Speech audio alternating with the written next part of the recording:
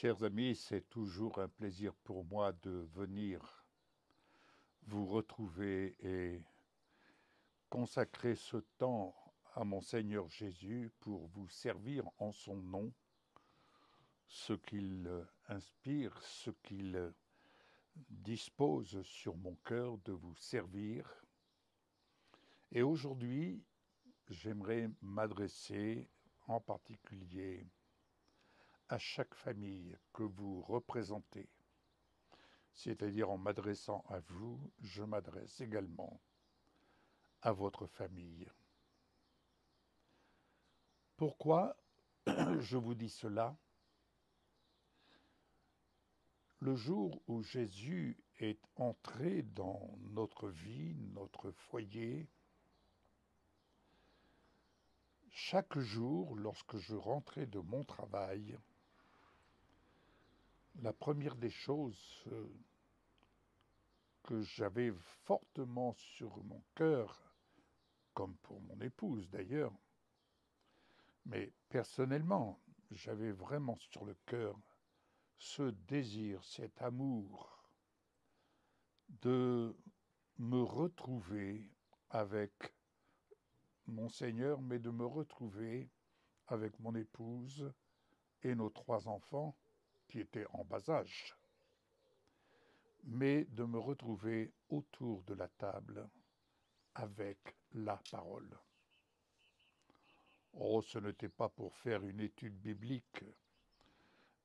Pour cela, nous avions notre pasteur et nous allions aux différentes réunions pour apprendre à connaître la parole. Non, ce que nous faisions était tout simple. Nous prenions la parole et dans notre cœur, venir dans la parole, c'était venir dans la présence de notre Seigneur Jésus-Christ. Car la seule chose qui nous a laissés dans la circonstance, c'est sa parole. Et je me souviens que mon père, qui était de la religion catholique, croyant, sincère, en fonction de la connaissance qu'il avait, bien entendu, jamais je ne l'ai entendu dire venez, on va prendre la parole. Ça n'a jamais été le cas. Toutefois, lorsque j'ai grandi dans la foi, une fois par mois, je lui écrivais un courrier avec une parole, un petit mot comme ça. Et jamais il ne m'a parlé de la parole. Jamais il ne m'a fait allusion à ce que je pouvais lui partager. Jamais. Toutefois, lorsque nous nous rendions dans la famille, chez nos parents, nous étions très éloignés, nous étions à plus de 800 kilomètres. Jamais il ne m'a demandé où tu en es au niveau de ta foi et autres. Non. Mais la plus grande surprise que nous avons pu avoir, que j'ai pu avoir, c'est ces dernières paroles. Il est parti très jeune, il avait 58 ans, 56. Et pour la circonstance, ça va vous faire sourire.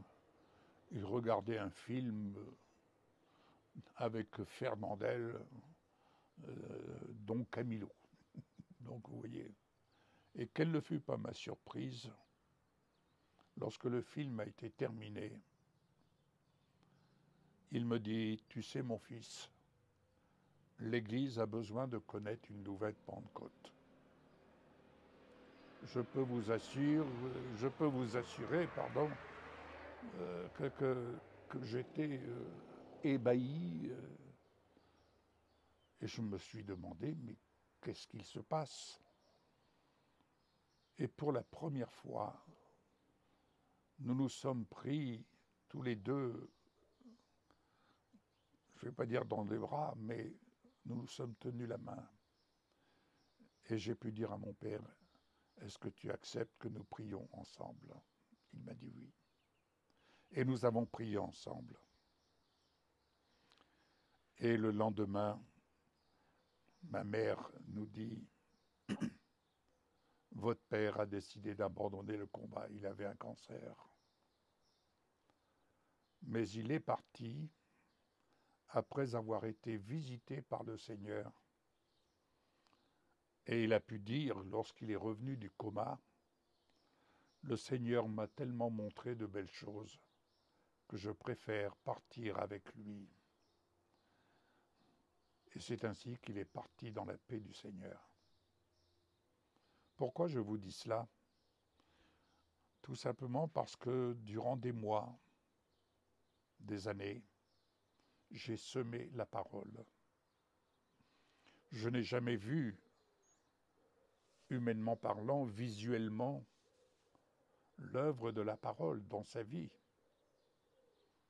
Mais je l'ai vu ce jour-là, où après avoir regardé un film humoristique, il faut bien le dire, mais quelle ne fut pas ma surprise lorsqu'il me dit « Mon fils, l'Église a besoin de connaître une nouvelle Pentecôte ».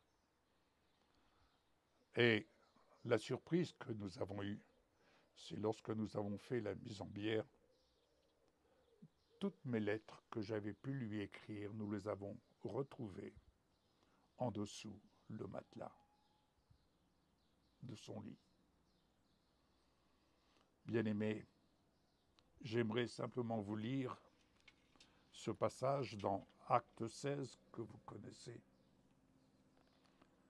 Il nous est dit, vers le milieu de la nuit, Paul et Silas priaient et chantaient les louanges de Dieu.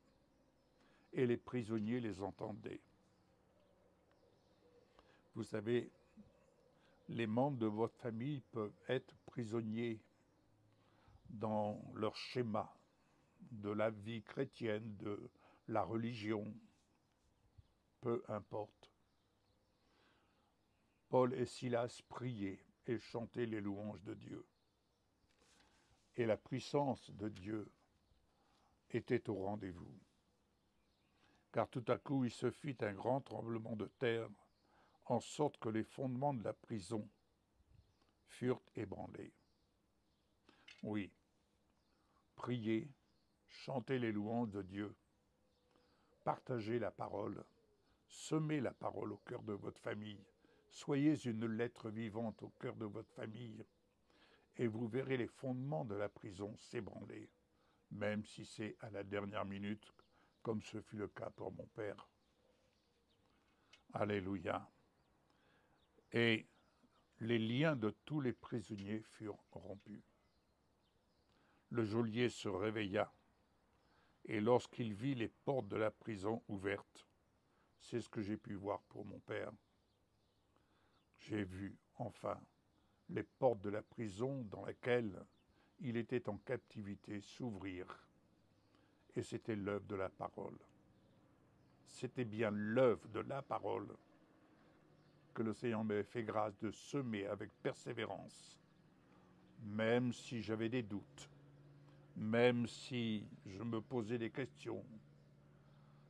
N'en demeure pas moins, le Seigneur était au rendez-vous. Oui, vous pouvez avoir des doutes, vous pouvez vous poser des questions, mais ça c'est sur un plan humain. Mais dites-vous bien une chose, le Seigneur est toujours au rendez-vous. Alléluia.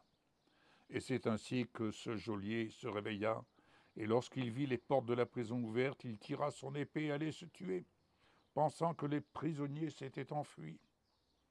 Mais Paul cria d'une voix forte, « Ne te fais point de mal, nous sommes tous ici. » Alors le geôlier, ayant demandé de la lumière, entra précipitamment et se jeta tout tremblant aux pieds de Paul et de Silas. Il les fit sortir et dit, « Seigneur, que faut-il que je fasse pour être sauvé ?» Alléluia. Paul et Silas répondirent, « Crois au Seigneur Jésus, et tu seras sauvé, toi et ta famille. » et ils lui annoncèrent la parole du Seigneur, ainsi qu'à tous ceux qui étaient dans sa maison. Amen. Il les prit avec lui à cette heure même de la nuit. Il lava leurs plaies et aussitôt il fut baptisé, lui et tous les siens. Les ayant conduits dans son logement, il leur servit à manger. Il se réjouit avec toute sa famille et de ce qu'il avait cru en Dieu. Père, je te prie au nom de Jésus, pour chaque famille, que chacun des amis, Seigneur, ici présents et qui sont à l'écoute de ce message, je te prie pour chaque famille qui les concerne. Merci pour ton salut qui progresse, qui entre au cœur même des familles. Que l'œuvre de ta parole puisse vraiment se propager dans chaque membre de leur famille au nom de Jésus.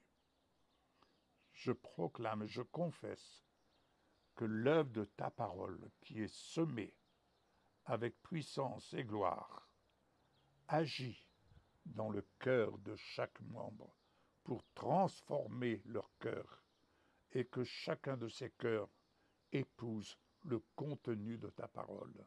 Au nom de Jésus, oui, merci Seigneur, tout comme cet officier a pu dire à l'encontre de son serviteur, dis un seul mot et mon serviteur sera guéri. Seigneur, tu rends témoignage à ta parole comme tu me l'as démontré avec mon Père. Tu rends témoignage à ta parole. J'en ai l'assurance, j'en ai la certitude. C'est là la démonstration que tu as manifestée, Seigneur, à l'encontre de ta parole, lorsqu'elle est semée, le moment venu.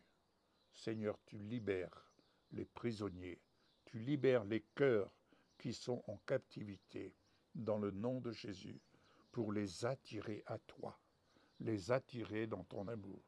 Que chaque famille, Seigneur, puisse se réunir autour de la table, se réunir autour de ta parole, et que cette parole trouve le chemin des cœurs.